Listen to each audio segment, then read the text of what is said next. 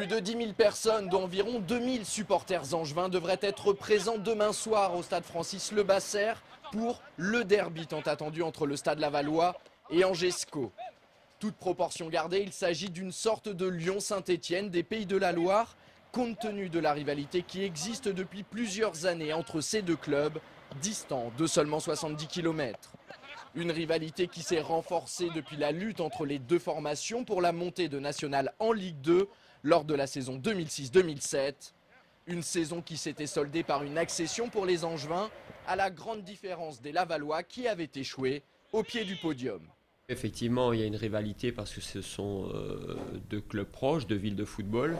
Rivalité qui s'est accentuée lors de la saison nationale il y a 3 ans, où on a été à la lutte quasiment toute la saison. Et à la dernière journée, ça s'est décanté en notre faveur. C'est un derby, mais il y a quand même de bonnes relations entre les deux équipes. Ce qui est loin d'être le cas entre les supporters des deux camps. Arrivé au SCO cet été, Anthony Modeste a déjà eu l'occasion de s'en rendre compte lors d'un match de préparation contre les Mayennais. En match amical, on avait joué contre eux, les supporters ils se chauffaient un peu entre eux, j'ai compris, c'est un petit Nice-Monaco, un Nice-Marseille ça. Ça risque d'être chaud dans les travées de Lebasseur. Maintenant que l'on vient de replacer cette rencontre dans son contexte, venons-en aux enjeux de cette rencontre.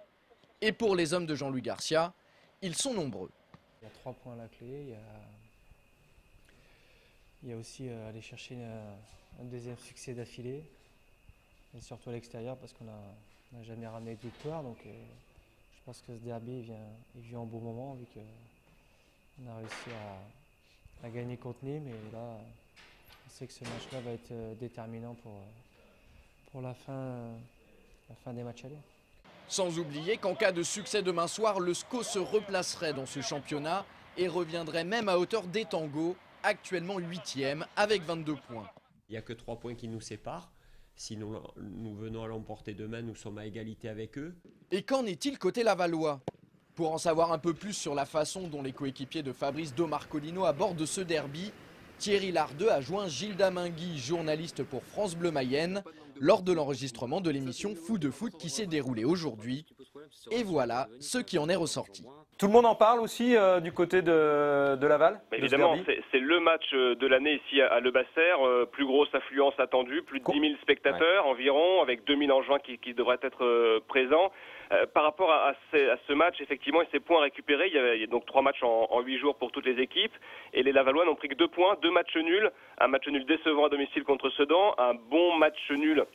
En tout cas, une belle prestation à Ajaccio mardi dernier. Donc forcément, quand on ne prend comme ça que 2 points, on n'avance pas beaucoup au classement. Les Lavallois n'ont plus gagné depuis la fin octobre et la réception de Guingamp 3-0. Donc eh bien, pour l'instant, on fait du surplace un petit peu ici du côté de Laval et on va tout faire pour récupérer ces points vendredi soir à domicile, même si les Lavallois sont assez bizarrement moins à l'aise à domicile qu'ils ne le sont à l'extérieur.